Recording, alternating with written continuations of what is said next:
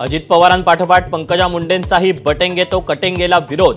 महाराष्ट्रात या घोषणांची गरज नाही, विकासाबद्दल बोलायला हवं पंकजा मुंडेंचं मत।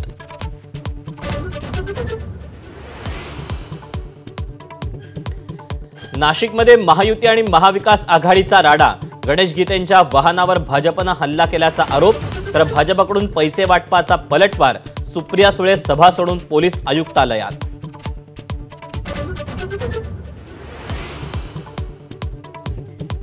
राहुल गांधींनीच मला आणि सुजयला पक्षाबाहेर जाण्याची वेळ आणली। विखे पाटलांचा माझा कट्ट्यावरून गंभीर आरोप।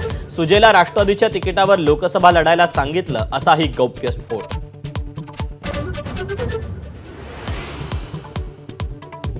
मुख्यमंत्री पदासाठी काही नवी नावं शक्य। भाजप नेते विनोद तावडेंचे संकेत। निकालानंतर राजकीय सामाजिक परिस्थिती पाहून निर्णय अपेक्षित।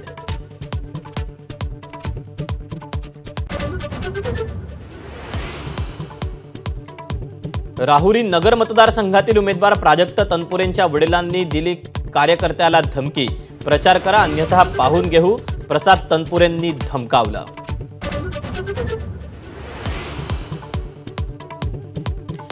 ठाकरेंसोबत गद्दारी केलेल्यांना धडा शिकवण्यासाठी मुळकांना पाठिंबा। सुनील केदारांचा दावा, तर बदला घेण्यासाठी आम्ही सक्षम। आघाडी धर्म पाळला असता तर बरं झालं असतं, विशाल बरबटेंचं उत्तर।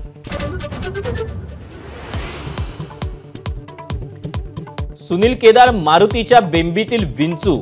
ठाकरेंच्या शिवसेनेचे भास्कर जाधव रामटेकमधील बंडखोरीवरून संतापले, तर गद्दाराविरुद्ध गद्दार लढवण्याची आम्हाला गरज नसल्याचाही टोला।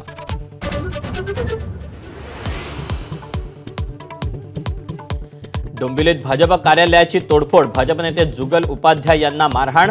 3 ते 4 अज्ञातांकडून शिवीगाळ करत तोडफोड।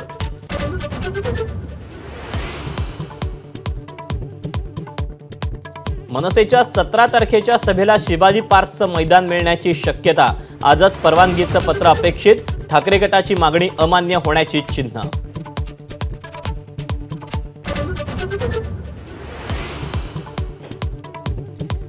ज्यांनी संविधान वाचलं नाही त्यांच्यासाठी ते रिकामं।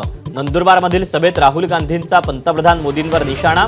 वनवासी म्हणत आदिवासींचे अधिकार भाजपकडून हिसकावण्याचा प्रयत्न असल्याचाही आरोप।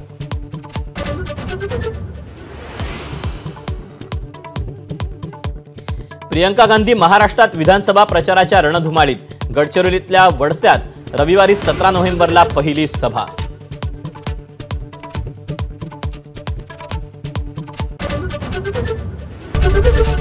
एबीपी माझा, उघडा डोळे बघा नीट।